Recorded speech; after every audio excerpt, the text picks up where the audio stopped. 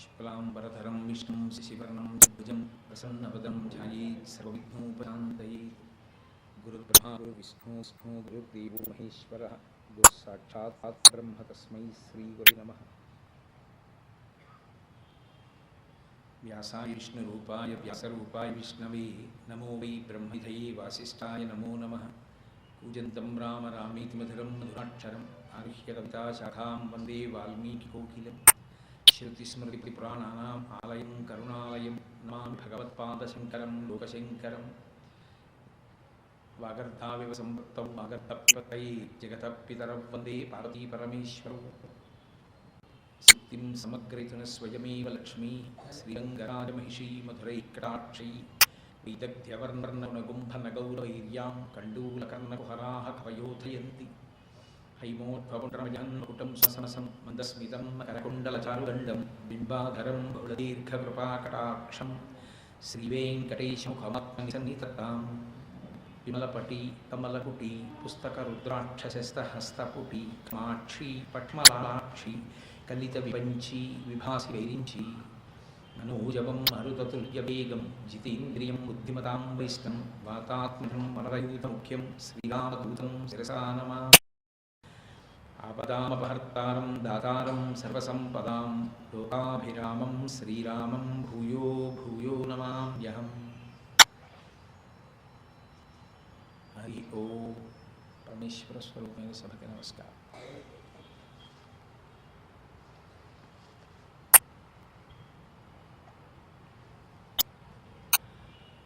మనకి వేదం నాలుగుగా చెప్పబడుతున్న రుక్కు యజు సామ అథర్వణ అని నాలుగుగా చెప్పిన వేదానికి త్రయి అని పేరు.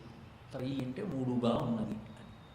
అప్పుడు ఋగ్వేదము యజుర్వేదము సామవేదము అవుతాయి.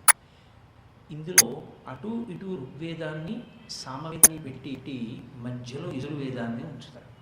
అంటే యజుర్వేదం అత్యంత గొప్పది కాబట్టి మిగిలిన రెండు వేదములు దానికి గోడగా నిలబడతాయి. ఇప్పుడు మళ్ళీ యజుర్వేదం మధ్యలో రుద్రాధ్యాయం ఉంటుంది. మళ్ళీ రుద్రాధ్యాయం మధ్యలో అష్టమానువాకం ఉంటుంది. ఆ అష్టమానువాకంలో పంచాక్షరి మహామంత్రాన్ని నిక్షేపించారు. ఆ పంచాక్షరి మహామంత్రము జీవము కనుక దాన్ని అంత జాగ్రత్తగా దాచి ఉంచడం కోసమని రుద్రాధ్యాయంలో అష్టమానువాకంలో తీసుకొచ్చి పంచాక్షరి మహామంత్రాన్ని భద్రం చేసి ఉంచారు.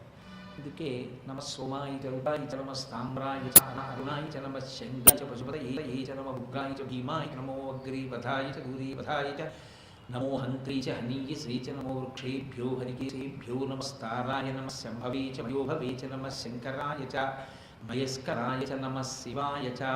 అక్కడ దాచారు నమ శివాయ చ శివతరాయ చ. ఆ అష్టమానువాకం చివరికి వచ్చేటప్పుడు పంచాక్షరి మహామంత్రాన్ని అక్కడ దాచి వేదం అంత జాగ్రత్త తీసుకుంది. అటువంటి రుద్రంలో ఒక విశేషాన్ని ఋషులు ఆవిష్కరించారు, అథవా ఈశ్వరుడే ప్రకటించాడు. వేదం ఈశ్వరుని యొక్క ఊపిరి అని నేను మీతో మనవి చేసి ఉన్నాను. శివా విశ్వాహ భేషజీ, శివా రుద్రస్య భేషజీ. శివ అంటే పార్వతీదేవి, శివ అంటే శివుడు. శివ శివ హంస హంసిని, రుద్ర రుద్రాణి వాణి, ఇవన్నీ వాళ్ళిద్దరి పేర్లు. హంస హంసిని వాడి పేర్లలో కూడా అలా కలిసిపోయి ఉంటారు. శంభు శాంభవి, నారాయణ నారాయణి వాడి భార్యాభర్తలు కాదు, అన్నా చెల్లెళ్ళు. ఒక్క నారాయణ నారాయణి మాత్రం మినహాయింపు, మిగిలినవి పార్వతీ పరమేశ్వర సమాగమ స్వరూపం. అందుకే పేర్లు కూడా అలాగే కలిసిపోయి ఉంటాయి. అందులో యజుర్వేదంలో అంటారు శివా విశ్వాహ భేషజీ, శివా రుద్రస్య భేషజీ అంటారు. అమ్మవారు ఎందుకు అన్ని అవతారములను స్వీకరిస్తుంటుంది, అమ్మవారు ఎందుకు కుమార్తెగా జీవిస్తుంది అన్నదానికి వెనకాతలు ఉండేటటువంటి పరమ రహస్యం. ఆమె పరమశివునకు ఒక పెద్ద భేషం, అంటే ఆమె ఒక ఓషధి వంటిది. స్త్రీలింగాన్ని ప్రయోగించాక ఆమె శివుణ్ణి రుద్రుణ్ణి చేస్తుంది, రుద్రుణ్ణి శివుణ్ణి చేస్తుంది. శివుడంటే ప్రశాంతంగా ఉన్న మంగళమూర్తి, రుద్రుడంటే చాలా కోపంగా ఉన్నవాడు అని కాసేపు మీరు ఊహ చేయండి. రుద్రుడు అన్న మాటకు అది ఒక్కటే అర్థం కాదు, ధర్మమును పొందించువాడు అన్న అర్థం కూడా రుద్రశబ్దానికి ఉంది. కానీ ప్రస్తుతానికి అలా ఊహ చేయి కోపముతో ఉన్నవాడు రుద్రుడు. అంటే ప్రశాంతంగా ఉన్నటువంటి పరమశివుణ్ణి క్రోధమూర్తిగా మారుస్తుంది. ఆమె మళ్ళీ అంత కోపంగా ఉన్న రుద్రుణ్ణి శివుడిగా మారుస్తుంది. అంటే ప్రసన్నమూర్తిగా మారుస్తుంది. ఎందుకు ఇలా మార్చడం అని అడిగాడు. ప్రశాంతంగా ఉన్న శివుణ్ణి రుద్రుణ్ణి చేయడం ఎందుకు, రౌద్రంగా ఉన్నటువంటి రుద్రుణ్ణి శివుణ్ణి చేయడం ఎందుకు అసలు పరదేవత అంటే, అలా ఎందుకు చేస్తుంది అంటే శివా విశ్వాహ భేషజీ, ఆమె ఈ లోకమునకంతటికీ కూడా గుణపాఠము నేర్పడానికి శివుడి రుద్రుణ్ణి శివుడిగా మారుస్తుంటుంది. అంటే ఆయనకి కోపం తెప్పిస్తూ ఉంటుంది, మళ్ళీ ఆయన కోపాన్ని ఆమెయే చల్లార్చగలదు. అందుకని ఈ ప్రక్రియలో ఆవిడ అనుగ్రహాన్ని కూడా ప్రకటనం చేస్తూ ఉంటుంది. ఈ అనుగ్రహ ప్రకటనం చేసేటప్పుడు ఒక సిద్ధాంతం ఒకటి ఎప్పుడూ అంతర్లీనంగా నడుస్తుంటుంది. ఆమె జగజ్జనని, అఖిలాండీశ్వరి ఆ తల్లి, సమస్త లోకములను కన్న తల్లి. కాబట్టి అందరికీ ఆవిడ అమ్మ. అటువంటి తల్లి ఒకరికి కూతురై ఆయన కూతుర్ని అమ్మా అని గడ్డం పుచ్చుకుంటాడు. అమ్మా అన్నం తిను అంటాడు. అమ్మా అలా చేయొచ్చా అంటాడు. నా కూతురు అంటాడు. నిజానికి ఆవిడ ఒకరికి కూతురు కాదు, సమస్త లోకములు ఆవిడికి బిడ్డలు. అటువంటి తల్లి ఒకరికి కుమార్తెగా వస్తుంది. ఎందుకు అసలు రావడం ఆవిడే అంటే, పరమభక్తి తత్పరులైనటువంటి వారు అమ్మా నీవు నా కడుపున కూతురుగా పుట్టమ్మా, నేను నిన్ను లాలించి పాలించాలనుంది అని అడిగితే ఆమె కుమార్తెగా వస్తుంది. ఇలా కోరుకున్నటువంటి భక్తుల కుమార్తెగా వస్తుంది. కానీ భర్త మాత్రం ఎప్పుడూ పరమేశ్వరుడు. ఎన్ని అవతారములనైనా స్వీకరిస్తుంది ఆవిడ కుమార్తెగా రావడం కోసం భక్తిలోని. కానీ ఆవిడ ఎవరికి కుమార్తెగా జన్మించినా లేదా కుమార్తెగా అవతార స్వీకారములు చేసినా ఆమెకి భర్త మాత్రం పరమశివుడే. అందుకే ఆవిడ మహాపతివ్రత. అసలు వేరొక రకమైనటువంటి ఊహ కూడా చెల్లదు. కుమార్తెగా వస్తుందేమో ఎంతమందికైనా, కానీ ఎంతమందికి కుమార్తెగా వచ్చినా ఆమె భర్త మాత్రం పరమశివుడు ఒక్కడే తప్ప ఆ విషయంలో మాత్రం ఇంకొక ఊహ కూడా పనికిరాదు. అసలు వాచికంగా శబ్ద ప్రయోగం కూడా పనికిరాదు. అటువంటి తల్లి ఒకనాడు మలయధ్వజుడిని అనుగ్రహించాలనుకుంది. ఆయనకి కుమార్తెగా వచ్చింది. అప్పుడే మధుర మీనాక్షి అయింది. ఒకనాడు కాత్యాయని మహర్షిని అనుగ్రహించాలి అనుకుంది. ఆవిడ కాత్యాయని అన్న పేరుతో వచ్చింది. ఒకనాడు భృగుని అనుగ్రహించాలి అనుకుంది. భార్గవి అన్న పేరుతో వచ్చింది. ఒకనాడు హిమవంతుడిని అనుగ్రహించాలి అనుకుంది. హైమవతి అన్న పేరుతో వచ్చింది. ఒకనాడు దక్ష ప్రజాపతిని అనుగ్రహించాలి అనుకుంది. దాక్షాయిణి అన్న పేరుతో వచ్చింది. ఆమె పేరు తండ్రి పేరుని బట్టి వస్తూ ఉంటుంది.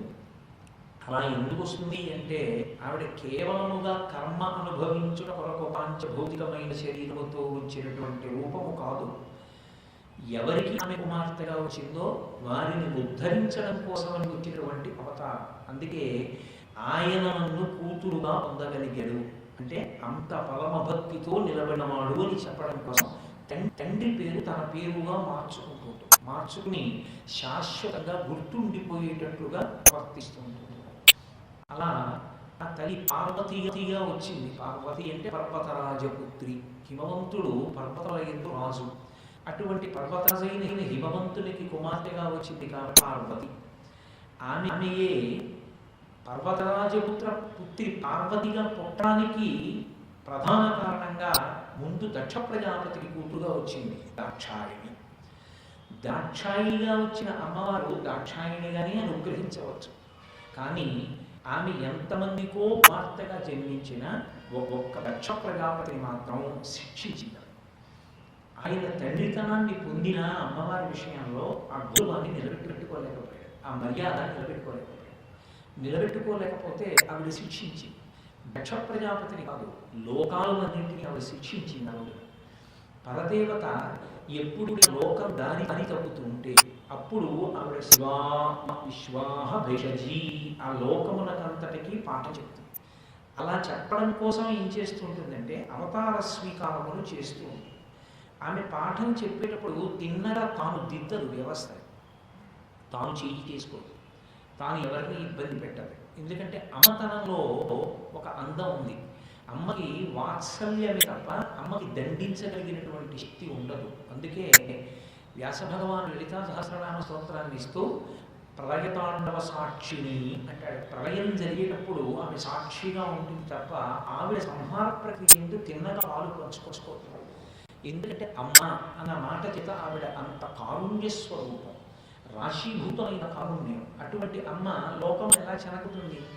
పిల్లలు చేసినారు, పిల్లలు గాడి తప్పిపోయారు, ఇలా ప్రవర్తిస్తే రేపు వీళ్ళే ఉపద్రవాన్ని తెచ్చుకుంటారు, కాబట్టి ఇప్పుడు వీళ్ళకు ఒక బుద్ధి చెప్పాలి అని ఆవిడ అనుకుంటే ఏం చేస్తుందంటే ప్రశాంతంగా ఉన్న శివుణ్ణి రుద్రుడిగా మారుస్తుంది.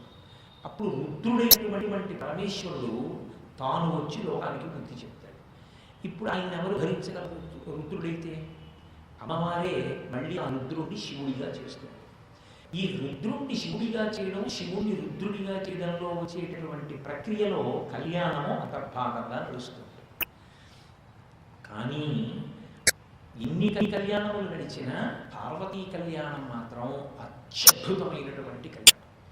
అటువంటి కళ్యాణం లోకంలో మనం ఎక్కడా చదవం. ఎందుకంటే అన్ని మలుపులు తిరిగినటువంటి కళ్యాణం, అన్ని విశేషములతో కూడుకున్నటువంటి కళ్యాణ ఘట్టము పార్వతీ కళ్యాణం ఒకటి. కళ్యాణం సమగ్రత చెప్పాలి అనుకున్నప్పుడు ఆమె దాక్షాయిణీ వృత్తాంతాన్ని చెప్పకుండా పార్వతీ కళ్యాణం చెప్తే యథార్థములకు ఆ విశేషాన్ని సక్రమంగా ఆవిష్కరించడం అనేటటువంటిది సాధ్యం కాదు. అందుకే ముందు ఆవిడ దాక్షాయిణిగా వచ్చినటువంటి వృత్తాంతాన్ని పరిశీలించవలసి ఉంటుంది. నేను ఇక మనవి చేశాను, ఆవిడ శివుని రుద్రుడిగా మారుస్తూ ఉంటుంది.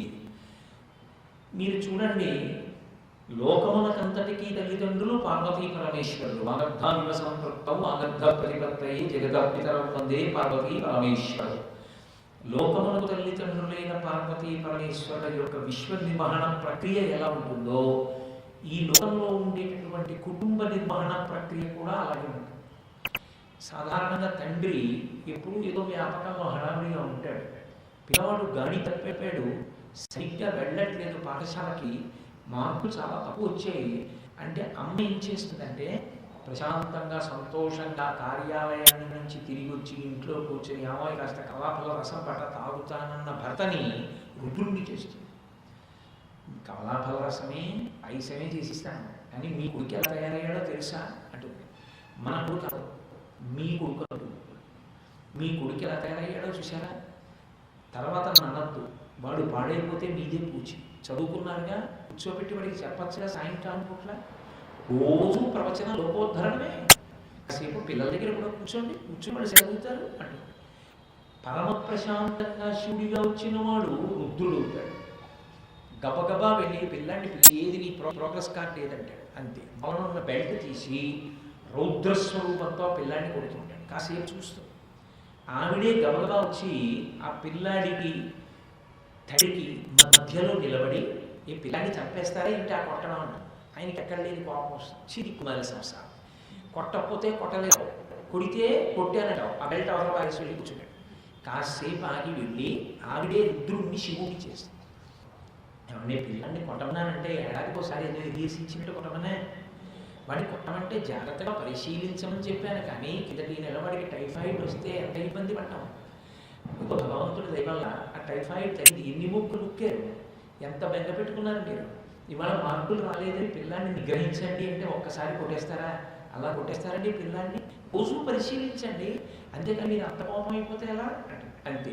ఇంత రుద్రుడు శివుడు అయిపోయి నిజమైన అని నిద్రపోతున్న కుర్రాడి దగ్గరికి వెళ్ళి వాడి చొక్కా ఎత్తి చూసి ఆ బెల్ట్ దెబ్బల వంక కన్నుల నీరు కాలుతుండగా కళ్ళొత్తుకుని వాడికి కాస్త ఆయింట్మెంట్ రాసి మరణించి కొడుకు దగ్గర కూర్చుని ఇది చదివావా అది చదివావా అని ఎంతో అనునయంగా కొడుకుని వృద్ధిలోకి తీసుకొస్తాడు. ఎందుకు చేసింది అమ్మ? ఆఫీస్ నుంచి వచ్చినటువంటి శివుని రుద్రుడిని ఎందుకు చేసింది? రుద్రుడిని శివుడిని ఎందుకు చేసింది? కొడుకు అభ్యున్నతి కొరకు. కొడుకు అభ్యున్నతి కొరకు పరమ ప్రశాంతంగా ఉన్న భర్తని కోపిష్టిమనిగా చేసినట్టు, కోపం వచ్చిన భర్తని మళ్ళీ ప్రశాంతముక్తిగా చేసినట్టు. అందుకే అమ్మవారి అంశే ప్రతి ఇంట్లో శివాతత్వమే. బిడ్డల పట్ల ఆమె ఎట్లా ప్రవర్తిస్తుందో ప్రతి ఇంట్లో ఉండేటటువంటి తల్లి కూడా అలాగే ప్రవర్తిస్తుంది. ఒక కుటుంబంలో ఒక తల్లి తన ఇంట్లో తన కడుపున పుట్టినటువంటి బిడ్డల్ని రక్షించడానికి ప్రయత్నిస్తుంది, దిగడానికి. కానీ జగదంబో ఆవిడికి లోకమంతా కుటుంబమే, ఆ బ్రహ్మకీట జనని ఆవిడ. కాబట్టి సమిష్టిగా జరిగేటువంటి దోషాన్ని ఆవిడ దిగుతుంది. ఆమె ఇంట్లో తల్లిగా ఉండి బిడ్డల్ని మార్గంలో ఉంచుతుంది. లోకమంతా కలిపి తప్పు చేస్తే అప్పుడు ఆమె పరమేశ్వరుడిని రుద్రుడిగా మారుస్తుంది. రుద్రుడైన పరమేశ్వరుణ్ణి మళ్ళీ శివునిగా మారుస్తుంది. ఇలా మార్చి ఆమె లోకాన్నంతటినీ చక్కదిద్దుతుంది. మీరు ఎప్పుడైనా పార్వతీ పరమేశ్వర తత్వాన్ని పరిశీలన చేసేటప్పుడు ఆ కోణంలో పరిశీలన చేయకపోతే తప్పకుండా ఆ కథాశ్రవణమునందు వైక్లభ్యం వస్తుంది. ఎందుకంటే పార్వతీ పరమేశ్వర తత్వాన్ని మీరు ఎప్పుడు పరిశీలన చేసినా వారు ఉభయులు కూడా లోకంలో తల్లిదండ్రులుగా ప్రవర్తించేటప్పుడు ఉండేటటువంటి విధానాలను మాత్రమే దృష్టిలో పెట్టుకుని పరిశీలన చేయవలసి ఉంటుంది. మీరు ఆ కోణంలో పరిశీలన చేయడం, పార్వతీ కళ్యాణాన్ని చూడడం ప్రారంభం చేయండి. ఆమె పార్వతీదేవిగా జన్మించడానికి పూర్వము దక్ష ప్రజాపతికి కుమార్తె దాక్షాయిగా వచ్చింది ముందు. ఈ దాక్షాయిని అవతారమే తర్వాత పార్వతీ అవతారముగా రావడానికి ప్రబలమైన కారణమైంది. అందుకని పార్వతీ కళ్యాణం దాక్షాయిని కళ్యాణంతో దగ్గర పడుతుంది. కళ్యాణం చెప్పేటప్పుడు స్వరూపం వైపు చెప్పకూడదు. శివ కళ్యాణం, వెంకటేశ్వర కళ్యాణం, సుబ్రహ్మణ్య కళ్యాణం అనం. పార్వతీ కళ్యాణం, పద్మావతి కళ్యాణం, సీతా కళ్యాణం అలా అంటాం. రుక్మిణి కళ్యాణం అంటాం.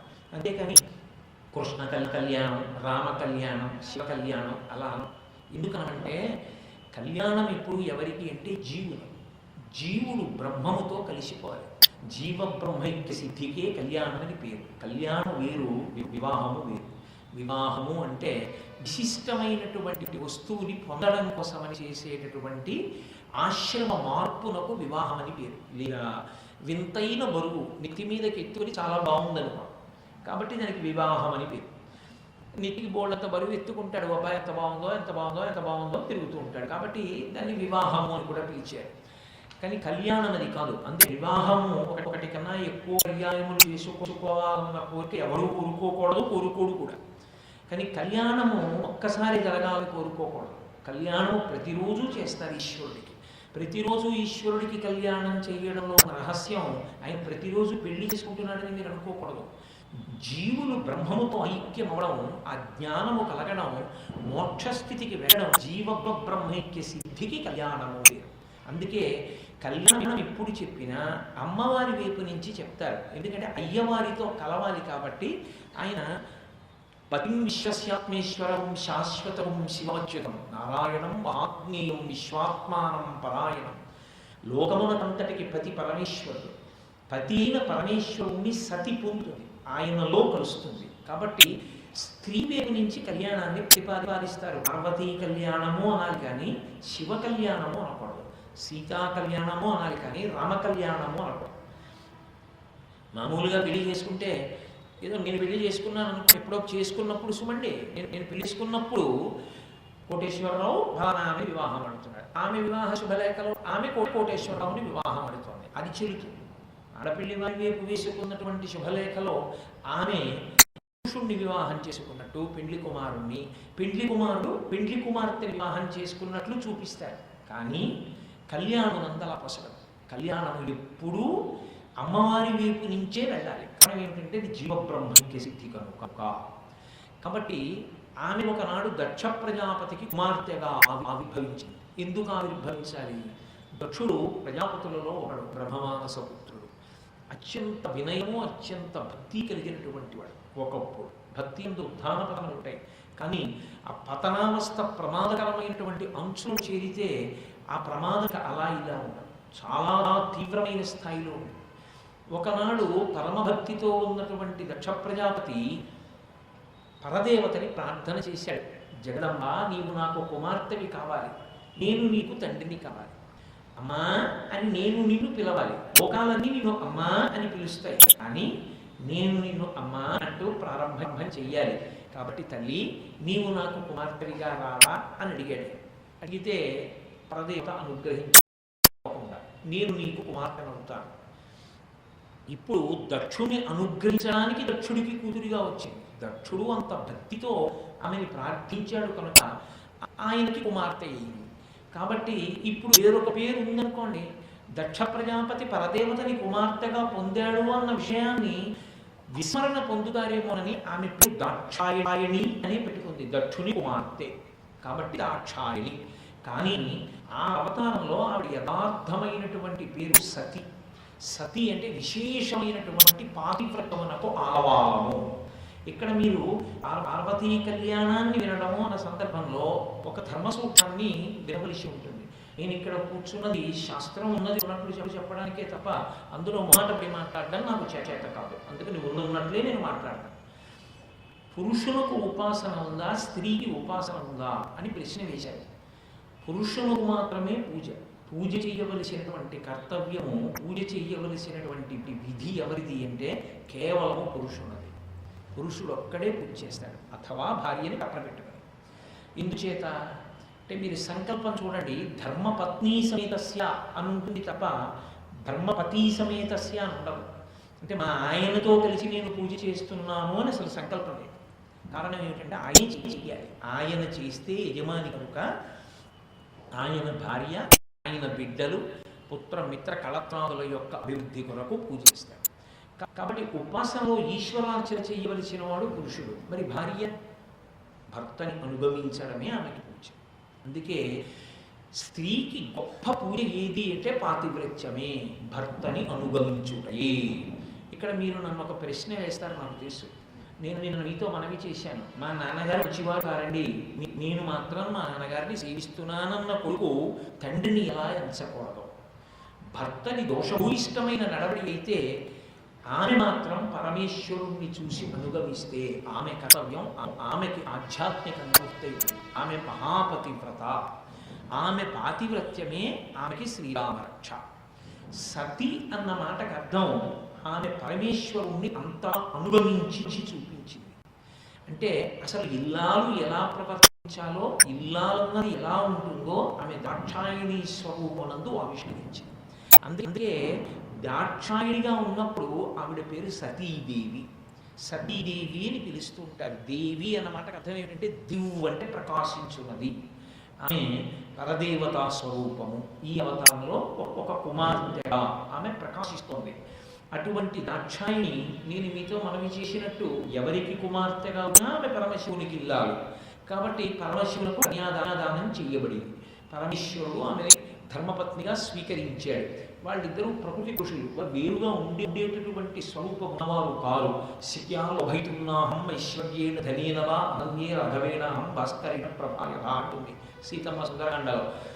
సూర్యుడు, సూర్యకాంతి, పువ్వు యొక్క సౌరభము, పాలు పాల తెల్లతనము, గంధము యొక్క సువాసన, వజ్రము యొక్క ప్రభ ఎలా విడిబడి ఉండవో అలా ఎన్నడూ ప్రకృతి పురుషులు విడిబడి ఉండరు, సర్వదా కలిసే ఉంటారు. అందుకే వాగర్థావివ సంపృక్తౌ, వాక్కు అర్థము కలిసి ఉన్నట్టు. అటువంటి తల్లి పరమశివులకు ఇల్లాలి. దక్ష ప్రజాపతి కూడా వాళ్ళ పట్ల సంతోషంగా ఉన్నాడు మామగారై. పరమశివుడికి మామగారు అయ్యాడు అంటే మీరు ఒక్కటి ఆలోచించండి, పరమశివునకు మామగారు అవ్వగలిగిన అదృష్టాన్ని ఎవరిచ్చినట్టు? ఇప్పుడు అమ్మవారి ఇచ్చింది. ఆయన ఎలా అవుతాడు అసలు పరమశివుడికి మామగారు? ఆయన తరమే. ఆవిడ పూర్వజా త్రిపురం విగా, ఆ తల్లికి తండ్రి ఎలా అవుతాడు? ఆ తల్లికి తండ్రి కలికాలేని వాడు పరమశివుడి మామగారు ఎలా అవుతాడు? అందుకే అమ్మవారి నామం ఉంది, ఆమె యశస్విని, ఆమె కీర్తినిస్తుంది. కీర్తినివ్వడం అంటే ఏమిటో తెలుసా అండి? కోటేశ్వరరావు గారు గణపతి తత్వాన్ని చెప్పాడు. గణపతి తత్వాన్ని కోటేశ్వరరావు గారు చెప్పాడు అన్న కీర్తి ఇచ్చినది ఆ తల్లి. నాయందు భావముగా నిలబడి, నాయందు ఊపిరిగా నిలబడి, ఊపిరిని వాక్కుగా మార్చి, నా చేత భావ ప్రకటనము చేయించి, ఈ ఉపాధి గణపతి తత్వం 2 రోజులు చెప్పింది అన్న కీర్తిని నాకు ఇచ్చిన తల్లి నాలో ఉన్నటువంటి శక్తి స్వరూపిణి అయిన పరదేవత. కాబట్టి ఆ తల్లి యశస్విని, ఆమె కీర్తినిస్తుంది. ఆ తల్లి అనుగ్రహం లేకపోతే కీర్తి రాదు. హనుమ సీతమ్మ తల్లి దర్శనము చేశారు. హనుమ చేశారా? సీతమ్మ తల్లి దర్శనం ఇచ్చిందా? తాను చేసిన వారైతే చిరంగుళమాత్రోపినావకాశ విద్యతే రావణ అంతఃపురి తస్మిన్ యంకపిన జగాయ సహా 4 అంగుళాలు విడిచిపెట్టకుండా అంతా వెతికాను, నాకు సీతమ్మ కాలేదు అని దొరకలేదని కూర్చుని నమోస్తు రామాయ సలక్ష్మణాయ దేవ్యై చ తస్యై జనకాత్మజాయై నమోస్తు రుద్రేభ్యో నమోస్తు చంద్రాకమరుద్గణేభ్య అని ప్రార్థన చేస్తే ఇచ్చి హనుమకి సీతమ్మ దర్శనమైందన్న కీర్తిని హనుమకిచ్చింది. ఆమె కీర్తినిస్తుంది మనిషికి, శక్తిగా లోపల కదులుతూ కీర్తి తెచ్చిపెడుతుంది. అలా ఇవ్వగలిగిన తల్లి ఇప్పుడు పరమశివునకు దక్షుడు మామ, ఈ కీర్తి ఎవరిచ్చారు? దాక్షాయుడిగా ప్రదేవత ఇచ్చింది. ఇది జ్ఞాపకం పెట్టుకుంటే నేను ఎన్నటికీ పరమశివునకు మామగారు కాలేను. ఎందుకని? పరమేశ్వరుడికి నేను మామగారిని అవడం ఏంటి? పరమేశ్వరుడికి మామగారిని కావాలి అంటే పరమేశ్వరుడి కన్నా పెద్దవాడిగా పుట్టాలి. సంభవమా? సంభవం కాదు. కానప్పుడు ఇక మామగారు చేసే ప్రయత్నం ఎక్కడుంది? లేదు. కానీ అయ్యాడు దక్ష ప్రజాపతి. ఎందుకు అయ్యాడు? అమ్మను తన కడుపున కూతురుగా పుట్టి కనుక. ఇది ఆ తల్లి వేవేపు నుంచి తనకు వచ్చిన కీర్తి అని తెలుసుకుంటే పరమశివుడు తనకి అల్లుడైన కారణం చేత తనకన్నా ఏదో తక్కువ వాడు, ఆయన అల్లుడు తన మామగారు కాబట్టి ఎప్పుడూ శివుడు తనకి నమస్కరించాలనేటటువంటి అహంకారం పుట్టదు. కానీ అహంకారం పుట్టడానికి కారణం ఏమిటి? కీర్తి వలన వచ్చేటటువంటి అహంకారం. ఇదంతా నాది అనుకున్నాడు అనుకోండి, ఇదంతా గొప్పతనమే అనుకున్నాడు అనుకోండి, అనుకోగానే అందులోంచి అహంకారం పరదేవత విడిచిపెడుతుంది. ఇదంతా నీదేగా, నువ్వే చెయ్యి అంటే ఏం చేస్తావు? తల్లి కదలిక, శక్తి అంటే కదలిక, శివుడు అంటే కదలిక లేకుండా ఉండేవాడు, అది అర్థం. కదలిక ఆగిపోతే శివుడు, కదిలిపోతే పార్వతీదేవి. అందుకే వాడు శక్తి కదలకుండా ఉంటే ఉపయోగం ఉండదు. శివుడు కదలకూడదు, ఎందుకంటే శివుడు అంటే ఎప్పుడు తనలో తాను రమిస్తూ ఉంటాడు. అందుకే స్థాణుహు అని పేరు. స్థాణుహు అంటే కొయ్యైపోయిన వాడిని కాదు, ఇక తాను కదలడానికి చోటు లేనివాడు. కాబట్టి ఆత్మగా అంతటా నిండి నిబిడీకృతమైపోయి ఉంటాడు శివుడు. అలా ఉంటాడు కాబట్టి ఇక కదలడానికి చోటు లేక కదలకుండా ఉంటాడు. అమ్మవారు శక్తి నిలబడిపోయింది అనుకోండి, శక్తి నిలబడిందనం, శక్తి ఆగిపోయిందన్న. కరెంటు ప్రవహిస్తోందనుకోండి, నేను చెప్తున్న మాట మీకు వినపడుతుంది. కరెంటు ప్రవహించడం ఆగిపోయింది అనుకోండి, కరెంటు ప్రవహించడం ఆగిందన్నారు, కరెంటు పోయిందట. శక్తి ప్రవహిస్తే ఉపయోగం, శివుడు కదలకుండా ఉంటే ఆత్మతత్వం. ఇది వాళ్ళిద్దరి మధ్య ఉండేటటువంటి గొప్ప తత్వం. కాబట్టి ఇప్పుడు శివుడు ఆయనకి ఎప్పటికీ అల్లుడు కాడు, దక్ష ప్రజాపతికి అల్లుడైనాడన్న కీర్తిని పొందాడు అంటే అమ్మవారి వల్ల పొందాడు. ఇది తెలుసుకుని ఉంటే అతనికి ఎప్పటికీ అహంకారం. నా అల్లుడే ఉంటాడు, నా పరమేశ్వరుడు, తల్లిని నాకు కూర్చోపెట్టావంటే నాకు అంత గొప్ప కీర్తినిచ్చావు, నేను మామగారినన్న కీర్తిని నాకు కట్టబెట్టావమ్మా అన్న మాట జ్ఞాపకం పెట్టుకుంటే ఎంతైనా వృద్ధిలోకి వస్తాడు. ఎంత ప్రజాపతి అయితే మాత్రం అహంకారం అన్నది ఒక్కటి ఎంత నాశనం చేసేస్తుందో మనకి. నేను మీతో చెప్పే కదా, శివా విశ్వాహ భేషజీ, శివా రుద్రస్య భేషజీ. ఒకానొక నాడు ఒక పెద్ద యజ్ఞం ఒకటి జరుగుతోంది. పూర్వం ఇప్పుడంటే లేదు, ఇప్పటికీ దేవతలు వస్తారు. మీరు ఏదైనా యజ్ఞం చేస్తుంటే దేవతలు వస్తారు. యజ్ఞము, హోమము అని 2 మాటలు, బలి అని 3 మాటలు వాడతాం. యజ్ఞము అంటే దేవతల్ని పిలిచి హవిసు పుచ్చుకోండి అని భోజనం పెట్టడం. భోజనాలు పెడతాము అంటే వస్తారు చూశారు, అలాగే దేవతల్ని భోజనానికి పిలిస్తే యజ్ఞం చేస్తున్నాము అని అర్థం. భోజనాలకి రండి అన్నవాడు వచ్చి అరిటాకు దగ్గర కూర్చున్న తర్వాత పెట్టాలా? మీరు పెట్టాక వాడు నోట్లో పెట్టుకుంటే కదా మీరు భోజనం పెట్టినట్టు. యజ్ఞం చేస్తున్నాను అంటే భోజనానికి పిలిచాను, హోమం చేశాను అంటే భోజనం పెట్టేశాను. నీతితో కూడినటువంటి అన్నాన్ని చిరు అంటే దాన్ని స్వాహాకారంతో దేవత పేరు చెప్పి అగ్నిహోత్రంలో సమర్పిస్తే హోమం చేశాడంటారు. అప్పుడు హవ్యవాహనుడు పట్టుకెళ్ళి పలకిస్తారు. ఇది తినడానికి వస్తారు దేవతలు. కానీ ఇప్పుడు కనపడరు. ఎందుకు కనపడరు అంటే ఒక్కటే కాదు, వారు వచ్చిన చూడగలిగిన శక్తి మన కంటికి లేదు. ఎందుకు లేదు అంటే మన ఉపాసన నష్టమైపోయింది. మన శక్తి అంతా కూడా అధోముఖంగా క్షీణించిపోతుంది.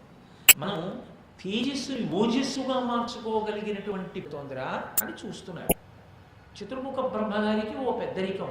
ఏమిటి ఆ పెద్దరికం అంటే ఆయన సృష్టికర్త కాబట్టి అందరినీ సృష్టించిన వాడు కాబట్టి ఓ పెద్దరికాన్ని ఇచ్చి గౌరవిస్తూ ఉంటాడు. బ్రహ్మగారు సభలో కూర్చుని ఉన్నాడు. ఇప్పుడు బ్రహ్మగారి కన్నా గొప్పవాడు ఉండడు. ఎందుకంటే బ్రహ్మగారు అంటే త్రిమూర్తుల యందు పెద్దవాడు. ఇంటి పెద్ద అని ఒక ఆయన ఉంటాడు.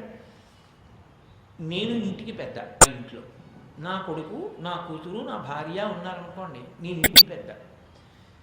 ఇప్పుడు మా నాన్నగారు వచ్చారనుకోండి, మా నాన్నగారు ఇంటి పెద్ద. బుద్ధున్నవాడైతే శుభలేఖ పట్టుకొచ్చినప్పుడు మా నాన్నగారు ఉన్నప్పుడు మా నాన్నగారి పేరు మీద రాయాలి, నా పేరు మీద రాయకూడదు. మా తాతగారు కూర్చున్నారనుకోండి, మా తాతగారి పేరు మీద రాయాలి. మా తాతగారి ఇంటి పెద్ద. ఇంటి పెద్దరికం అలా మారు ఉంటుంది. ఈ పెద్దరికాన్ని మీరు అలా ముందు వరకు తీసుకెళ్ళిపోతే సమస్త లోకములను సృజించిన వాడు బ్రహ్మగారు, సృష్టికర్త కనుక. అందుకని ఆయనకి ఎప్పుడు బ్రహ్మగారికి ఓ పెద్ద పీఠ. అందుకే ఆయన స్థానం ప్రతి చోట అట్టే పెడతారు అలా పెద్దరికంతో. బ్రహ్మస్థానము అంటారు. పెళ్లి చేస్తున్నారు, యజ్ఞం చేస్తున్నారు, బ్రహ్మస్థానం అంటారు. బ్రహ్మస్థానం అంటే పెద్దరికం. ఆయన ఏదైనా పొరపాటు చేశాడు అనుకోండి, మీరు ఎత్తి చూపించకూడదు. ఎందుకు చూపించకూడదు అంటే రేపు బ్రహ్మస్థానం. మీరు ఆయన్ని బ్రహ్మస్థానంలోకి వరించి కూర్చోపెట్టేటప్పుడే జాగ్రత్తగా చూసుకోవాలి. ఒకసారి కూర్చోబెట్టేసిన తర్వాత మీరు ఇలా చేయించారేంటండి, అక్కడ అలా చేయించారు కదండి, ఇక అలా అనకూడదు. అది బ్రహ్మనింద కిందకు వస్తుంది, సాక్షాత్తు బ్రహ్మగారిని నిందించినట్టు. అందుకే బ్రహ్మ పేరు మీద ఉత్సవాలు, బ్రహ్మ పేరు మీద స్థానం, బ్రహ్మగారి పేరు మీద సభలో గౌరవం. ఆపద వస్తే ముందు అందరూ బ్రహ్మగారి దగ్గరికే పెడతారు, పెద్ద ఆయన కాబట్టి బ్రహ్మగారు వచ్చి కూర్చున్నాడు. బ్రహ్మగారు వచ్చి కూర్చుంటే అందరూ లేచి నిలబడ్డాడు. పెద్దరికము అన్న మాటకి గుర్తు ఏమిటంటే, సభలోకి పెద్ద ఆయన వస్తున్నాడు. పెద్ద ఆయన అంటే వయసు చేత ఆయన అని కాదు, ఆత్మజ్ఞానము చేత పెద్దవాడు వస్తే మిగిలిన వారు లేచి నిలబడాలి. అది గౌరవం. లేకపోతే ఆత్మస్థానము ప్రాణములు పైకేస్తాయి అని చెప్తోంది శాస్త్రం. కాబట్టి ఆయన వస్తున్నప్పుడు అందరూ నిలబడతారు. ఆయన వేరే వచ్చినప్పుడు నిలబడక్కర్లేదు. ఏ నారాయణుడి వంటి వాడు వస్తే, పరమేశ్వరుడి వంటి వాడు వస్తేనో వేరు. కాబట్టి ఇప్పుడు బ్రహ్మగారు సభలో కూర్చున్నారు, అలాగే పరమశివుడు కూర్చున్నాడు. ఇప్పుడు ఈ తర్వాత ఎవరైనా వస్తే మిగిలిన అందరూ లేచి నిలబడతారు. ఎందుకంటే సభలో అందరికన్నా పెద్దవాళ్ళు వీళ్ళిద్దరే, బ్రహ్మగారు పరమేశ్వరుడు. నిజంగా త్రిమూర్తి తత్వంలో బ్రహ్మగారు కూడా పరమేశ్వరుడి కన్నా తక్కువవాడే ఆ మాటకు వస్తే. కానీ గౌరవం రీత్యా వాళ్ళిద్దరు. ఇక వాళ్ళిద్దరూ సభలో ఉండగా ఎవరొచ్చినా వాళ్ళు లేవక్కర్లేదు. ఎందుకంటే పెద్దరికం అన్నప్పుడు పెద్దరికంగానే కూర్చోవాలి. అంతేగాని సభయందు ధర్మం తెలియకుండా సభలో కూర్చోకూడదు. అసలు సభయందు ధర్మం తెలిసేనే సభయందు కూర్చోవాలి. సభాధర్మము అని ఒకటి ఉంటుంది. ఒక వేదిక మీద కూర్చుని మాట్లాడినా దానికి కొన్ని ధర్మాలు ఉంటాయి. ఆ ధర్మములకు కట్టుబడి ప్రవర్తించాలి వేదిక మీద ఉన్నంతసేపు. కాబట్టి బ్రహ్మగారు కానీ పరమశివుడు కానీ లేచి నిలబడేదిక. ఎందుకని? వాళ్ళిద్దరికన్నా గొప్పవాళ్ళు ఎవరు లేరు, వాళ్ళిద్దరే చాలా గొప్పవాళ్ళు. ఇది తెలుసుకుంటే అహంకారం ఉండదు. వాళ్ళు పెద్దవాళ్ళు కదా, వాళ్ళు ఎందుకు లేస్తారు? ఎవరెవరి పెద్దరికాన్ని బట్టి దానికన్నా చిన్నవాళ్ళు లేచి నిలబడుతూ ఉంటారు సభలో వాళ్ళు వచ్చినప్పుడు. అంతే, అంతవరకు. చిత్రం ఏంటంటే ఆ సభ నడుస్తోంది. సరసిజ యోగిజన సర్వ సుపర్వ మునీంద్ర హవ్యభు పరమ ఋషి ప్రాపతులందరూ భక్తి మేయించను దించియుండగా ఆ తరణి సమాని తేజుడగు దక్షుడు వచ్చిన సభాసభు తరమిడి లేచినప్పుడు పితామహ భర్గులు తక్క అందరూ. రచన ఎలా పడిందో మహానుభావుడికి వంటి పద్యాలు పడ్డాయి. ఆ సభలో సరసగర్భ యోగిజన సర్వ సుపర్వ మునీంద్ర హవ్యభో పరమ ఋషీంద్రుడు. యోగిజనులు ఉన్నారు, మునులున్నారు, ఋషులున్నారు, దేవతలున్నారు, బ్రహ్మగారు ఉన్నారు, పరమశివుడు ఉన్నాడు. ఇంతమంది ఉన్న సభలోకి ఆ సభ మధ్యలో యజ్ఞం జరుగుతుంది. తరణి సమాన తేజుడగు దక్షుడు వచ్చిన తత్సభాసభు తరవిడి లేచినప్పుడు. ఇంకొక సూర్యుడు చూస్తుంటే ఎలా ఉంటుందో అంత తేజస్సుతో దక్ష ప్రజాపతి ఆ సభామండలంలో వచ్చాడు. వచ్చేసరికి అందరూ లేచి నిలబడ్డారు. ఎందుకని? దక్షుడు బ్రహ్మమానస పుత్రుడు, ప్రజాపతులలో. కాబట్టి అందరూ లేచి నిలబడ్డారు. కానీ పితామహ భర్గులు తక్క అందరూ. పితామహ ఆ శబ్దాన్వేదంలో ఉన్న చమత్కారం చూడండి, ఆ గాంభీర్యం చూడండి. పితామహ అనేటప్పటికే పెద్దవాడు అని గుర్తు. కాబట్టి పితామహ అంటే బ్రహ్మగారు. పితామహ శివుడు ఏ శబ్దంతో పిలిచారు? అది కవిత్వం అంటే. భర్గులు తక్క అందరూ. భర్గ అన్న శబ్దానికి అర్థం ఏంటో తెలుసా అండి? భర్గుడు అంటే గాయత్రీ మంత్రాధిష్టాన దేవతగా సూర్యమండలాధిపతి అయి అజ్ఞానులు పోగొట్టి జ్ఞానం ఇచ్చేటటువంటి వాడు. ఉపాసన క్రమాన్ని నడిపించగలిగినటువంటి వాడు, మనలో ఉన్న అజ్ఞానాన్ని తాగేయగలిగినటువంటి వాడు. అందుకే భర్గో దేవస్య అని భర్గ శబ్దం పడుతుంది. పరమశివుని యొక్క అష్టమూర్తి తత్వంలో భర్గతత్వం ఒకటి. శర్వ, భవ, భర్గ, ఉగ్ర, భీమ, పశుపతి, మహాదేవ, ఈశాన అని అష్టమూర్తి తత్వం అయింది. ఈశ్వరతత్వంలో ఒక్కొక్కరిది ఒక్కొక్క అంకె చేత ప్రతిపాదిస్తారు. పరమేశ్వరుడైతే 8, విఘ్నేశ్వరుడైతే 16. అందుకే ఆయన షోడశైతాని నామాని ఎప్పటే శృణ్యాదపి విద్యారంభే వివాహేచ. ఈ 16 నామాలు నీకు తెలియకపోతే నీ జీవితంలో చాలా ఇబ్బంది ఎదుర్కొంటావు. ఆ శ్లోకం వచ్చి తీరాలి. ఒకవేళ నీకు రాకపోతే ప్రతిరోజు ఎవరి దగ్గరికైనా వెళ్ళి వచ్చిన వాళ్ళతో చదివించి వాళ్ళు చదువుతుంటేనైనా విను కనీసం. తప్ప అసలు ఆ శ్లోకం వినకుండా ఏ రోజు గడపడు అని దాని అర్థం. అందుకే ఎప్పటేత్ శృణ్యాదపి, కనీసం చదువు, లేకపోతే విను. కాబట్టి విఘ్నేశ్వరుడికి 16 నామాలు. ఈశ్వరుడికి 8 నామముల మీద ఆయన తత్వం ఉంటుంది. అందుకే శంకర భగవత్పాదులు గౌరంభంశనలో నిలోంబర మహార్నాథో హిమాంసు పుమాన్ విద్యాభాతి చరాచరత్మకమిదం యస్యైవ మూర్త్యష్టకం నాణ్యత్కించన విద్యతే వివృషతాం యస్మాత్ పరస్మాత్ విభో స్మై శ్రీ గురుమూర్తయే నవయిదం శ్రీ దక్షిణామూర్తయే అంటారు. అష్టమూర్తి తత్వంగా ఉంటాడు. అందుకే మీరు సాకారంగా చూసినప్పుడు కంచిలో పృథివీలింగం, జంబుకేశ్వరంలో జలలింగం, అరుణాచలంలో అగ్నిలింగం, చిదంబరంలో ఆకాశలింగం, శ్రీకాళహస్తిలో వాయులింగం, కోణాలలో సూర్యలింగం, సీతాకుండంలో చంద్రలింగం, కాఠ్మండూలులో యజమానలింగం. 8 పరమేశ్వరుడే. ఇక 9ది లేదు మీరు చూడడానికి. కాబట్టి శివుడు వినా వేరొకటి లేదు అని గుర్తు అష్టమూర్తి తత్వం చేత. కాబట్టి ఆయన భర్గుడు అంటే నీకు అజ్ఞానం ఉన్నా ఇంటి చేయగలడు. నీ అజ్ఞానము చేత ఆయన అజ్ఞానమునకు లోను కాడు. నీ అజ్ఞానమును ఆయన తీయగలడు. కాబట్టి పితామహ భర్గులు తక్క అందరూ. ఒక్క బ్రహ్మగారు లేవలేదు, భర్గుడైనటువంటి పరమేశ్వరుడు లేవలేదు. దక్షుడు వస్తే పరమేశ్వరుడు లేవాలి అనుకుంటే సామాన్యమైన సంబంధం చెప్పాలి. అల్లుడు గారు కదండి, దక్షుడు మామగారు కదండి, దక్షుడు మామగారు కాబట్టి పెద్ద ఆయన కదండి, పితృచకంలో ఒకడు కదండి, ఆయన వచ్చినప్పుడు అల్లుడు గారు లేవాలి కదండి అని. ఆయన నిజంగా అల్లుడు గారా? అమ్మవారు అనుగ్రహించిందా పరమశివుడికి నువ్వు మామగారి? ఆయనే నిజంగా మామగారు కాదు. ఆయనకి ఆ కీర్తి ఇచ్చింది అమ్మవారు. ఆయన కడుపున పుట్టి అది నిలబెట్టుకుంటే నిలబడుతుంది, పాడు చేసుకుంటే దగ్ధమైపోతాడు. అహంకారానికి పోతే లేనిపోని ఇబ్బందులు వస్తాయి. కాబట్టి పరమశివుడు లేవలేదు. పరమశివుడు లేవకపోవడానికి కారణం అది తను లేవకూడదు. తాను లేస్తే అది దక్షుడికి అవమానం.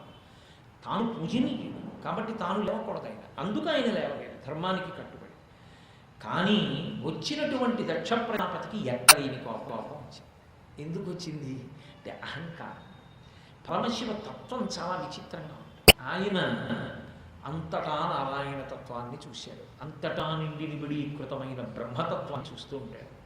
దక్షుని ఎందున్న బ్రహ్మతత్వానికి నమస్కారం చేశాడు తప్ప ప్రతివాడిలో అది చూశాడు తప్ప తాను లేవకూడదు కనుక ఆయన లేవలేదు. ఈయన అహంకారంలో ఉన్నాడు. ఈ శివుడు నా అల్లుడు, నా కూతుడు, భర్త, నేను ఇచ్చాను ఆయనకి భార్యని. నేను భార్యని ఇచ్చి ఉండకపోతే ఆయన బతుకేమిటి? ఇదో చమత్కారం. ఎందుకో తెలుసా అండి, వివాహకాండలో ఆడపిల్లని ఇచ్చేప్పుడు ఆడపిల్లవారు గొప్పవారా, మగపిల్లాడి వైపు గొప్పవారా అని అడిగారు అనుకోండి. వివాహమైపోయేటంత వరకు వివాహ వేదిక మీద పెత్తనం ఆడపిల్లి వారిదే. మగపిల్లవాని తండ్రికి ఏ పెత్తనమో ఉండదు. అంటే న్యాయం, ధర్మం అలాగే చెప్తుంది, వేదం అలాగే చెప్తుంది. వివాహ వేదిక నిర్వహణ అధికారం ఎవరిది అంటే ఒక్క ఆడపిల్ల తండ్రిది. మీరు రండి అంటే వేదిక మీదకి రావాలి, మీరు వేదిక మీద ఉండకండి అంటే కిందకి దిగిపోవాలి. అందుకే ఆడపిల్ల తండ్రి మగపిల్లవాని తండ్రిని అడుగుతాడు, మీ వైపు పెద్దరికం ఉన్న వాళ్ళను ముగ్గురిని పంపండి అని అడుగుతాడు. పెద్దరికం ఉన్నవారిని ముగ్గురిని పంపండి అంటే అర్థం పర్థం లేని పెద్దరికం కాదు, భగవత్ స్పర్శ ఉన్నటువంటి వారిని పంపండి. ఆ మధ్యలో ఉన్న తెరని మగపెళ్లి వారి తరపున ఉన్నవారు 3 పట్టుకోవాలి, ఆడపిల్లి వారి తరపు 2 పట్టుకోవాలి, 5 పట్టుకోవాలి. మధ్యలో తెర మీద పొరపాటున కూడా ఏదీ రాయకూడదు. ఒక్క స్వస్తిక్ మార్క్ ఒక్కటే వెయ్యాలి తెర మీద తప్ప ఇంకా ఏది తెర మీద వ్రాయకూడదు అని మనకి తెల్లవారి లేస్తే వివాహ మంత్రానికి సంబంధించినటువంటి వ్యాఖ్యానాలు చెప్తున్నాయి. తెరని దించాలి, ఎత్తేయకూడదు, తెర ఎత్తేయకూడదు, తెర దింపాలి. అది సుముహూర్తం. తెర దింపినది ఏదో అది సుముహూర్తం. ఒకరి కళ్ళల్లో ఒకళ్ళు చూసుకుంటారు. అది వివాహకాండ అయింది. కాబట్టి వివాహ వేదిక ఎవరిది అంటే ఆడపిల్ల తండ్రి. ఆయన చెప్పినట్టు మగపిల్లవాడి తండ్రి వినాలి. అంతేకాని నేను మగపిల్లాడి తండ్రి నిండా అహంకరించకూడదు. పైగా ఆడపిల్ల తండ్రికి ఉన్న అధికారం ఏమిటో తెలుసా అండి? ఆడపిల్లని ఇస్తాడు కానీ చతుర్థి విభక్తి వేయడు. ఇదం నమమా అని ఇవ్వడు. మీకు ఇచ్చేటప్పుడు దశాం నా 10 తరాలు ముందు నా 10 తరాలు వెనుక అభ్యున్నతిని పొందడానికి ఈ పిల్లని నీకు ధర్మ అర్థ కామముల యందు ఉపకరణంగా ఇస్తున్నాను అంటాడు. అందుకే పుట్టింటికి పంపననే అధికారం ఏ పురుషుడికి లేదు. పుట్టింటికి వెడతాను అందనుకోండి, వద్దు అనే అధికారం ఆయనకి లేదు, పంపవలసింది. పుట్టింట్లో ఉత్సవం జరుగుతోందనుకోండి, మాకు ఆహ్వానం అందలేదు కాబట్టి మేము రాము అన్న మాట అనే అధికారం కూతురుకి అల్లుడికి లేదు.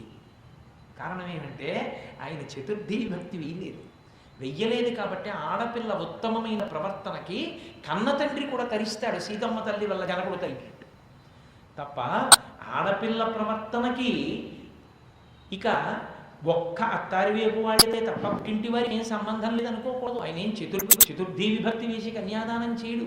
ఒకసారి గృహలక్ష్మిగా కోడలు ఇంట్లో అడుగు పెడితే ఆ ఇంటి వైభవం కానీ, ఆ ఇంటి కీర్తి కానీ, ఆ ఇంటి మనశ్శాంతి కానీ, ఆ ఇంటి యొక్క ఉన్నతులు కానీ అన్నీ ఆమె చేతిలోకి వెళ్ళిపోతాయి.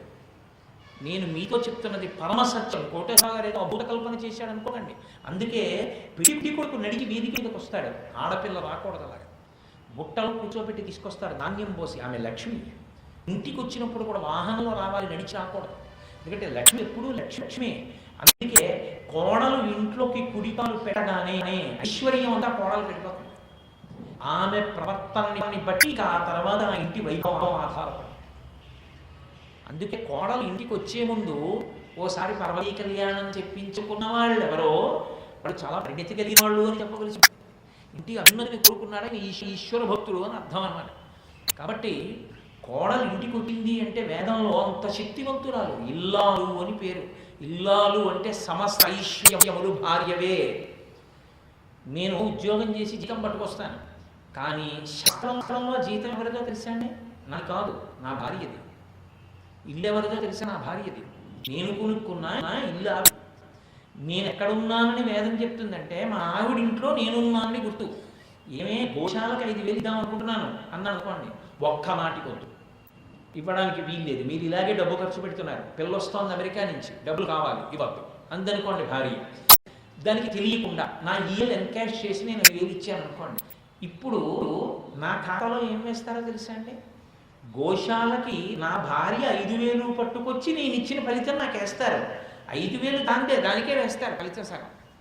వద్దంది కదండి. అంటే వద్దందంటే ఒకసారి తాళి కట్టాక ఐశ్వర్యం అంతా ఆవిడిదే, నీదేం కాదు. అందుకే ఇక్కడ బొట్టు పెట్టుకుంటారు పెళ్ళవగానే. ఇక్కడ బొట్టు ముందు పెట్టుకుంటారు. కారణం ఏమిటంటే ఆయన అభ్యున్నతంతా నా చేతిలో ఉంది, రక్షిస్తాన్ని కుంకతో అలంకారం చేస్తారు. అందుకే సింధూరం పెట్టుకుంటారు. ఇక్కడ శంకరుడు సౌందర్య లహరిలో శ్లోకమే చేశారు. అందుకే కాబట్టి ఇప్పుడు భర్గుడు పితామహుడు వీళ్ళిద్దరూ లేచి నిలబడలేదు. దక్ష ప్రజాపతికి ఎక్కడ లేని కోపం వచ్చేసింది.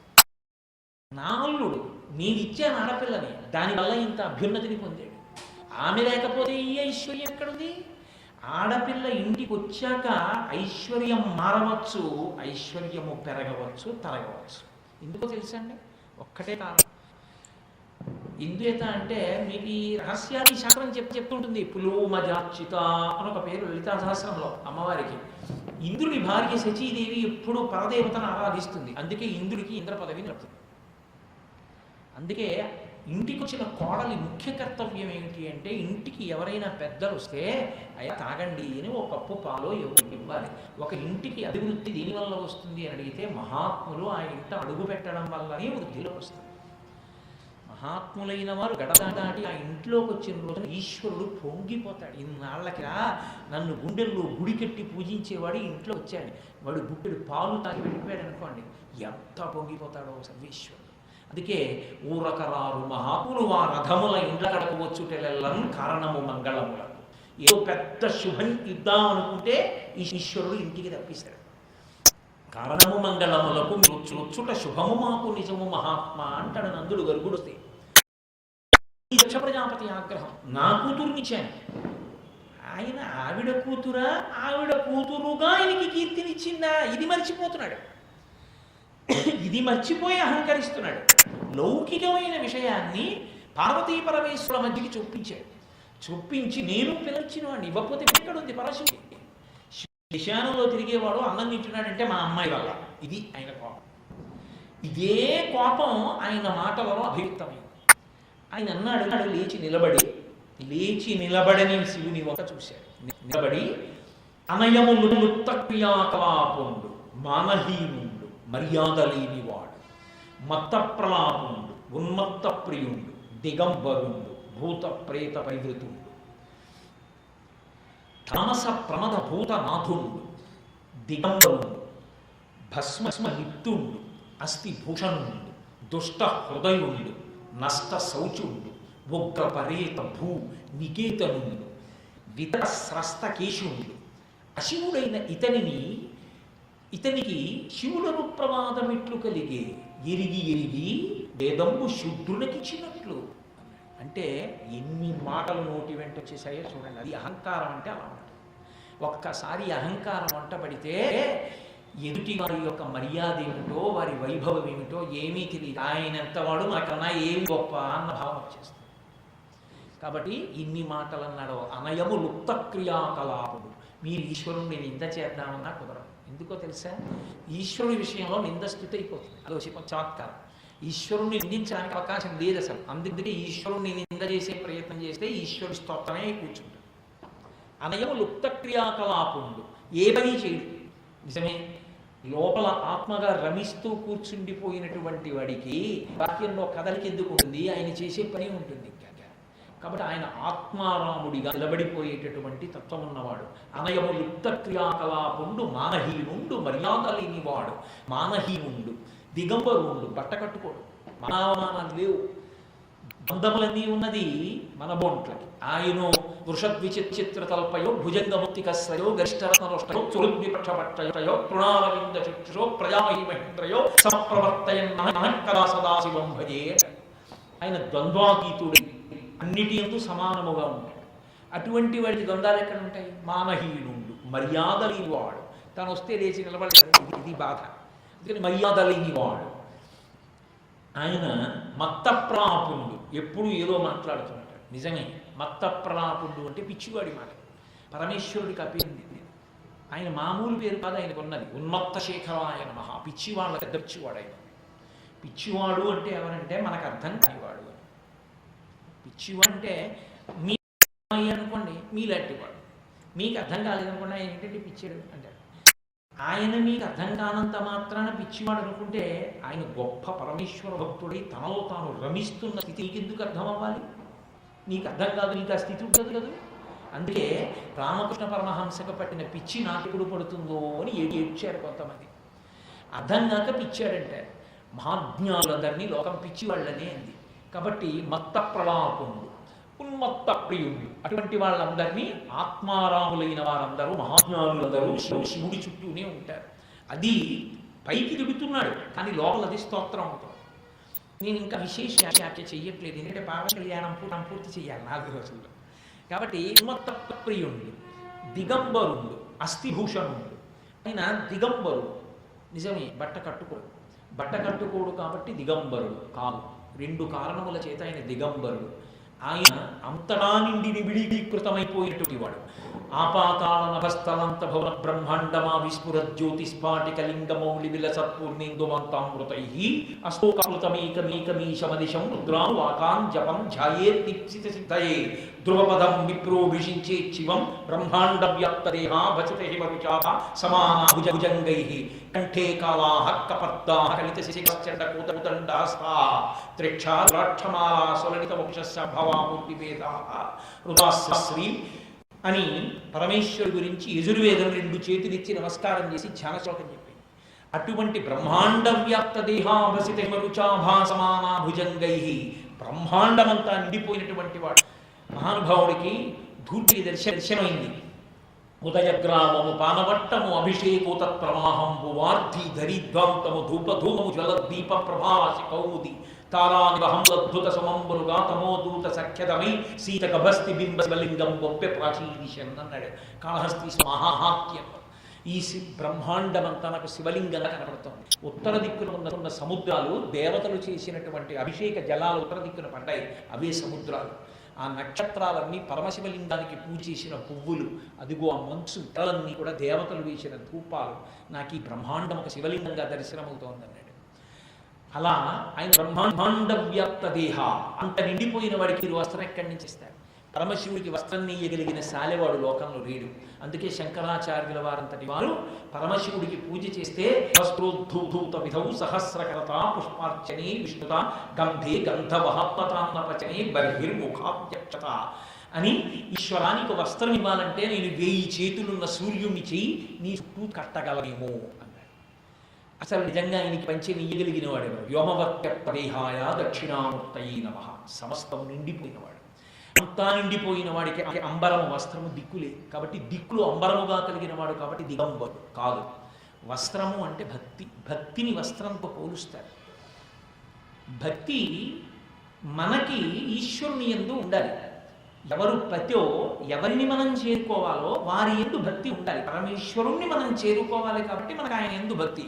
పరమశివుడు ఎవరిని చేరుకోవాలి? అందరూ ఆయన్ని చేరుకుంటారు. ఆయన చేరుకోవడానికి ఇంకొకడు లేడు. కాబట్టి ఆయన భక్తిగా ఉండడానికి ఎవరి యందు భక్తితో ఉండాలో తెలియదు. ఆయన కన్న వేరొకడు లేడు. అందుకని ఆయన భక్తి వస్త్రం కట్టుకోవలసిన అవసరం లేదు. అందుకు దిగంబరు. ఇది తెలియకపోతే ఆయన దిశలతో ఉన్నవాడు అని విమర్శించాడు.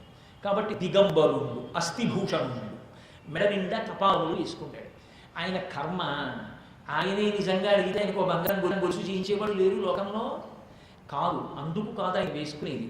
ఆయన ప్రతి యుగంలోనూ ముందు బ్రహ్మగారిని సృష్టి చేసి పురే నాయన సృష్టి చేయరా అని వేదం ఇస్తాడు. ఆ బ్రహ్మగారు సృష్టి చేస్తాడు. యుగాంతమునందు బ్రహ్మగారి యొక్క శరీరం పడిపోతే అయ్యో పామి ఈ బ్రహ్మగారు కూడా ఇంత సృష్టి చేసిన వాడు ఒత్తిగా ఇలా పడిపోవడమా అని ఆయన పుర్రి తీసి ఓ తలపకి చుట్టుకుని మెడ వేసుకున్నాడు. అలా వేసుకోవడం మొదలుపెట్టి ఎంతమంది బ్రహ్మలు వెళ్ళిపోయారు, ఇంతమంది బ్రహ్మ కపాలన్నీ కలిపి ఆయన మెడలో హారమై ఉన్నాయి. ఇంతమంది బ్రహ్మలు వెళ్ళిపోతే ఇంతమంది బ్రహ్మల పుర్రెలు ఆయన మెడలో హారమైతే ఆయన మాత్రం అలాగే ఉండిపోయాడంటే ఆయన శాశ్వతుడు అని. అందుకే శంకరాచార్యుల వారు బ్రహ్మమస్తకావలి బద్ధతే నమశివాయ అన్నారు. పునుకల పేరు కంఠమున భూరి భుజంగము భూషణంబుగా నయము భస్మధారణము ఎద్రి నివాసము మీరు గిల్లుగా అనుగుగ దంతి చర్మమును హస్తములందు కపాల చూలములు పడిబడిదంతు శంకర కృపావరు రూపమును ఆశ్రయించదన్నట్ట. అది ఆయన కపాలమాల యొక్క రహస్యం. అంతేగాని ఆయన చేతకాక పురిలమాల వేసుకున్నవాడు కాడు. ఆయన శాశ్వతుడు, నిత్యుడు, నిరంజనుడు అని గుర్తు. అది లేకపోతే ఇదిగో ఇటువంటి వెక్కిరింతనే వస్తాయి. అస్థిభూషణుండు, భూతినిత్తుండు, ఒంటి నిండా శవభస్మ రాసుకుంటాడు. చిట్ట చివరికి ఈ సృష్టి అంతా భస్మగా మారుతుంది. భస్మ ఇంకొకటిగా మారదు.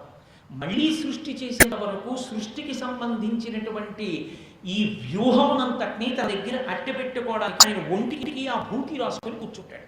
మళ్ళీ సృష్టి చేయవలసి వచ్చినప్పుడు ఆ కణాలలో ఉంచి సృష్టిస్తాడు. అందుకే మన కంప్యూటర్ చిప్స్ ఎలా ఉంటాయో స్టోర్ చేసుకునేటప్పుడు అలా మొట్టమొదట విభూతి రూపంలో రాసుకున్నవాడు పరమేశ్వరుడు. అందుకని మహానుభావుడైనటువంటి శంకరుని సామాన్య స్వరూపంగా చెప్పరు, సృష్టి స్థితి ఆరోపకుడిగా చెప్పడానికి కారణం అదే.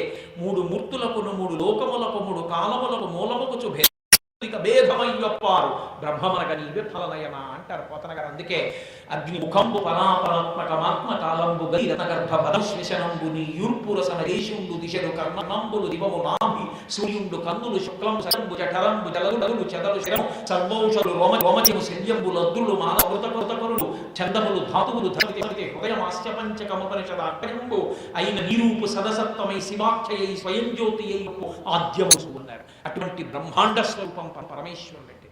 అటువంటి పరమేశ్వరుడు శాశ్వతుడు. అటువంటి వాడు భూతిలిప్తుడు. అందుకని ఆయన విభూతి రాసుకుంటాడు.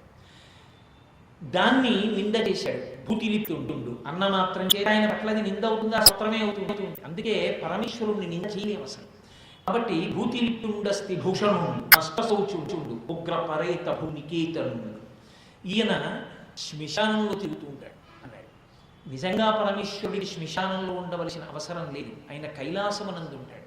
కైలాసము అన్న మాటని జాగ్రత్తగా అన్వయించుకోవాలి. కైలాసం అంటే ఎక్కడో ఉంటుంది అనుకుంటూ ఉంటారు దోషం. కైలాసం అంటే ఎక్కడ ఉంటుందో తెలుసా అండి? ప్రతి చోట ఉంటుంది కైలాసం.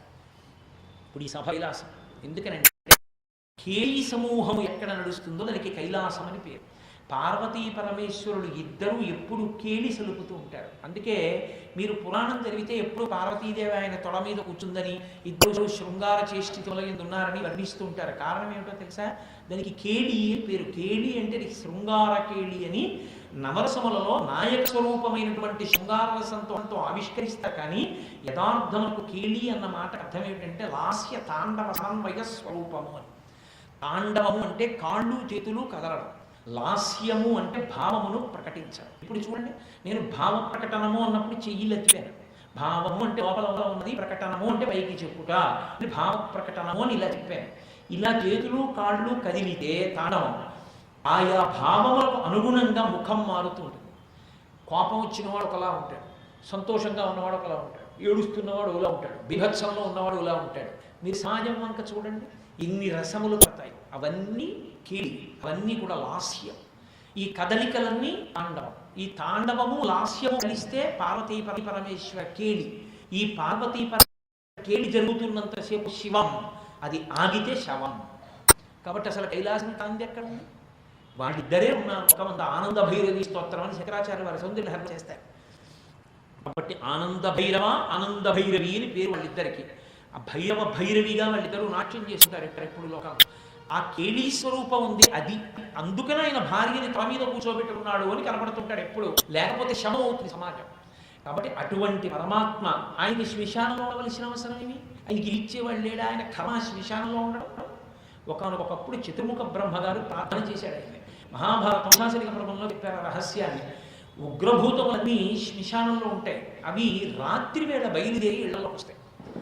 మా ఇంటికి రావండి అనకండి, మీ ఇంటికి వస్తాయి, మా ఇంటికి వస్తాయి. వచ్చేవి చేసే పని ఏమిటంటే యజమాని వృద్ధిలోకి రాకూడదు అని సూర్యోదయ పూర్వము నిర్మాల్యాన్ని తీయకుండా పూజ చేస్తాయి. అలా పూజ చేసి వెళ్ళిపోతే పూజ అయిపోయింది. మీరు నిర్మాల్యం తీయలేదు కాబట్టి సూర్యోదయాత్పూర్వం ఆ ఇంట రాక్షస పూజ జరుగుతుంటుంది. కాబట్టి ఇల్లు దుఃఖంతో ఉంటుంది.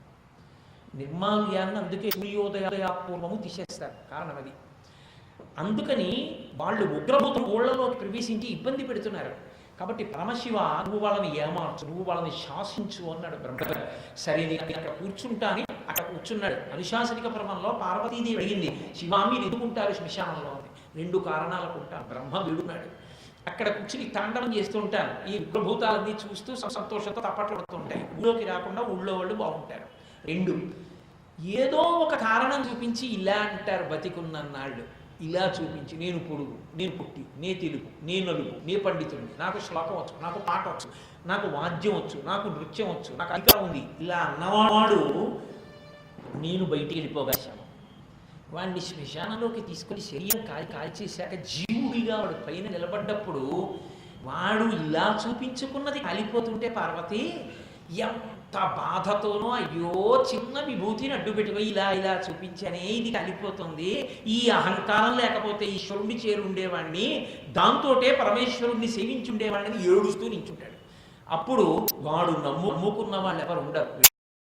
ఆ శరీరం పూర్తిగా కాలకుండా వెళ్ళిపోతారు. వాడిని ఓదార్చడానికి ఎవరు ఉండరు. ఇలా చూపించిన వాళ్ళందరూ ఏడుస్తూ అక్కడికి వచ్చేటప్పటికి ఏకత్వంతో సమానులై నిలబడతారు. ఆ సమానులై నిలబడినప్పుడు ఓదార్చడానికి నేనైనా ఉండకపోతే బాధపడతారని అక్కడ ఉండి ఓదారుస్తున్నాను పార్వతి అన్నాడు. అంతటి మహానుభావుడు, అంతటి ఉదారుడు పరమేశ్వరుడు. అంతే తప్ప ఆయన కర్మకారి ఉండట్లేదు. ఉగ్రపేత భూమికేతనుడు, భూత ప్రధనాధుడు.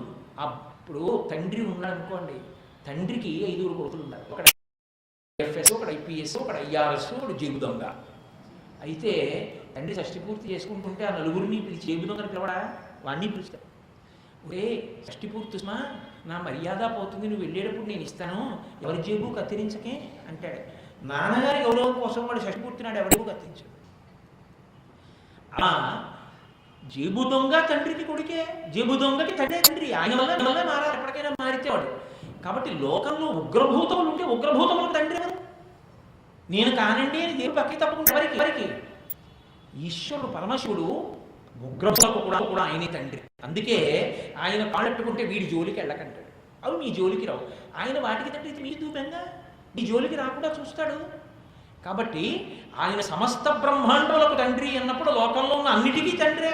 అందుకే ఆ బ్రహ్మకీట జనని ఆవిడ అన్నిటికీ తల్లే తప్ప కొందరికేనే తండ్రి అండి, భక్తులకే తండ్రి అండి, భక్తులు కాని వాళ్ళకే తండ్రి కానివ్వండి అంటాడేంటి.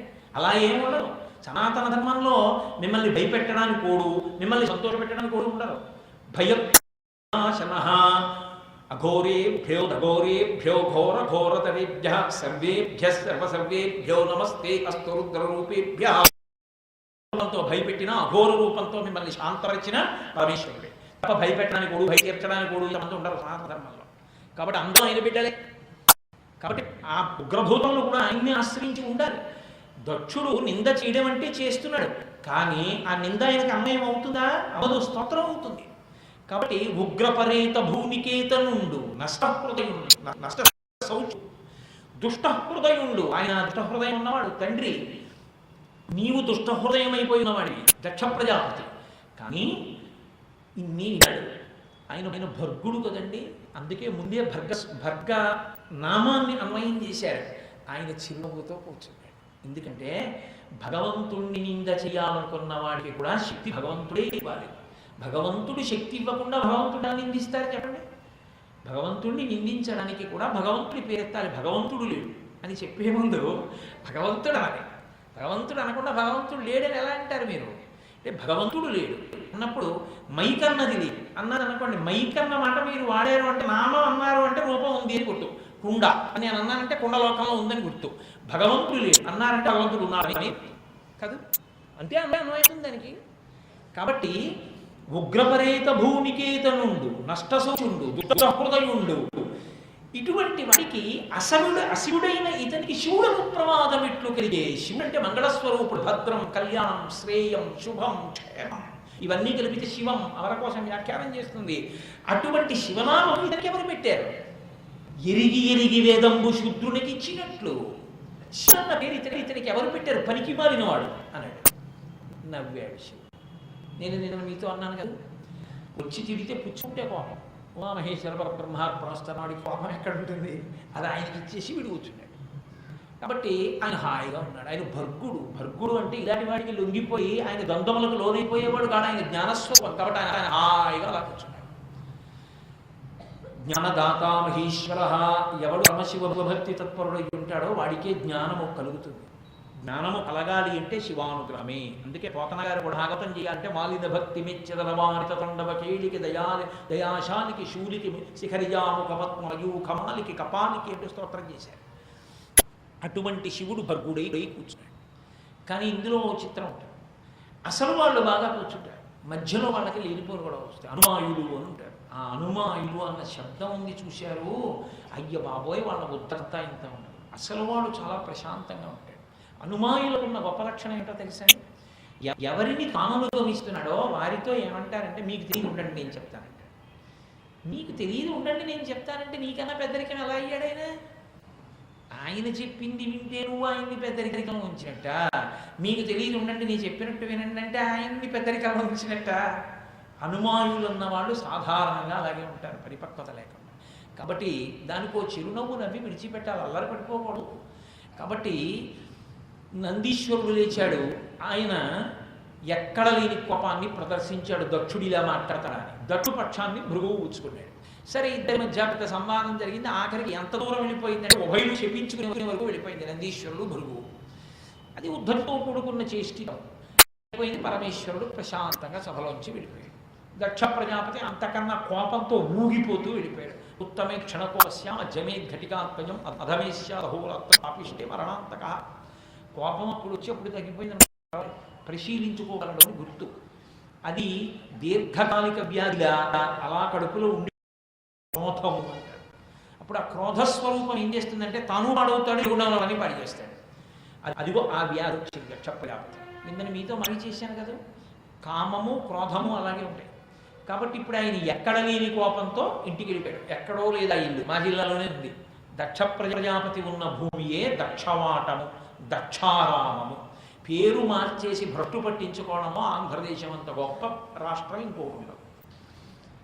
కోకనదము ఎర్ర కలువలతో కూడినటువంటి సరోవరములతో ఉన్న ఊరిని తీసుకెళ్ళి కాకినాడ, దక్షారామము దక్ష ప్రజాపతి యొక్క ఆరామము తీసుకెళ్ళి ద్రాక్షారామము, మునిమండలి మురమళ్ళ, హేలాపురి ఏలూరు.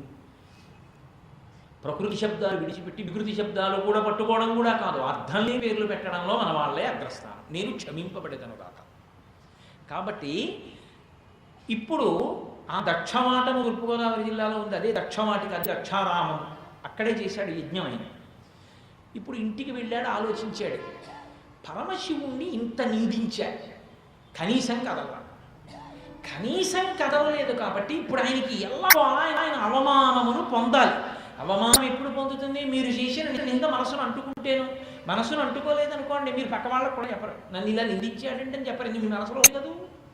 తుల్యనిందా స్తుతిర్మౌని సంతుష్టో ఏనకేనచిత్ అనికేత స్థిరమతి భక్తిమాన్ మే ప్రియోనర అంటాడు గీతాచార్యుడు భగవద్గీతలో. ద్వంద్వాతీతటువంటి వాడికి మానవమానములు ఎక్కడున్నాయి? కాబట్టి ఆయన పార్వతీదేవికి కూడా చెప్పాలి, హాయిగా చిరునవ్వుతో సంతోషంగా గడిపేస్తున్నాడు. ఏమంటే అలా ఉన్నారండి అని అనడానికి అవకాశం ఇవ్వాలి. అలా ఏం లీడ్ అయ్యారు, ఆయన ఎప్పుడు ఎలా ఉంటారో అలాగే ఉన్నాడు. దక్ష ప్రజాపతి మాత్రం ఊగిపోతున్నాడు. ఎందుకు ఊగిపోతున్నాడు? పరమశివుడు అలా నవ్వుతూ ఉండడం ఏమిటి? బాధపడద్దు నీ తిరిగితే. ఇది ఆయన ఆక్రోశం. ఎవడు పాడవుతున్నాడు?